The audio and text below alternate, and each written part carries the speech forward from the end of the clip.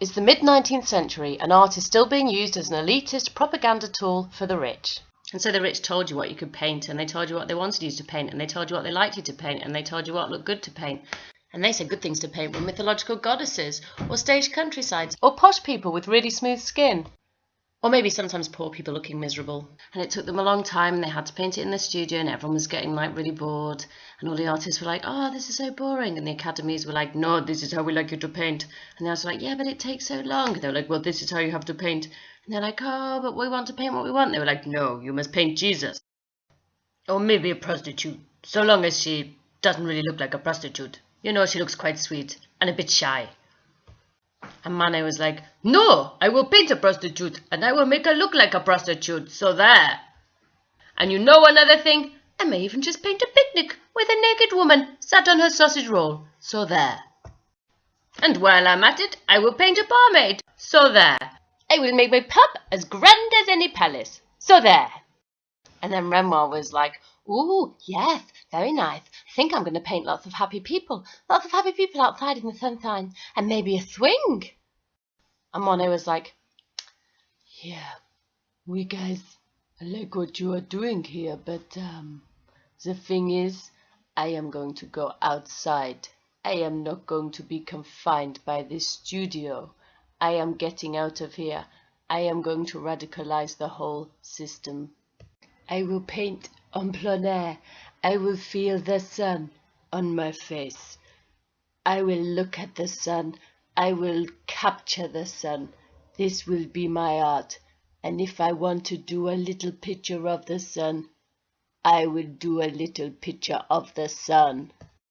And Cicely was like, yeah, man, that sounds really cool. I'm going to get out there. Hey, look at my trees. They just feel so nice, so fresh. Look at them.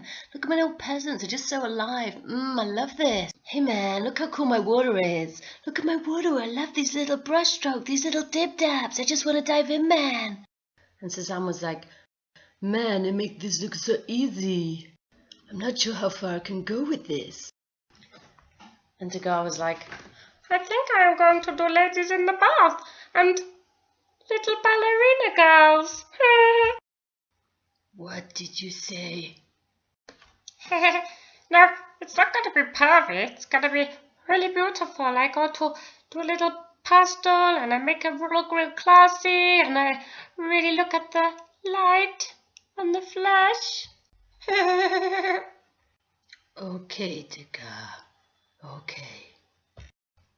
And Berthe Morisot was like, hey boys, I have done some paintings and so has Mary. Manet thinks that I am pretty good. And Mary was like, well, actually, I think it's plain to see for anybody with two eyes in their head that we make you men look kind of tame. Be quiet, women, and go and make me some tea. Hey, do not talk to my girlfriend like that.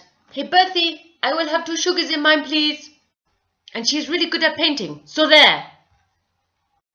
And so the group of artists painted in their new style, out in the open air, looking at the sunshine, looking at movement, looking at fleeting moments, using little dabs of paint, using pure colour, making paintings that weren't just brown. And they took it to the salon, and the salon said, this is merde! So they took it to the Salon de Refusé, and they said, this is really merde. So in 1874, they had their own exhibition, and Monet put up his little picture of the sunrise, and the critics said, oh my God, this is so merde. This is not a sunrise, this is an impression of a sunrise. Philistine pigs. But this sounds so nice. We can be called the Impressionists. Fortunately for the art industry, the world, the artists were not deterred. The freedom of their style went down in Western art history as paving the way for such great artists as the fragile genius Vincent van Gogh and the egotistical sadistic Gauguin. And Monet carried on religiously studying the effects of sunlight on churches and trains and gardens and flowers, and his dead wife, and of course his beautiful water lilies.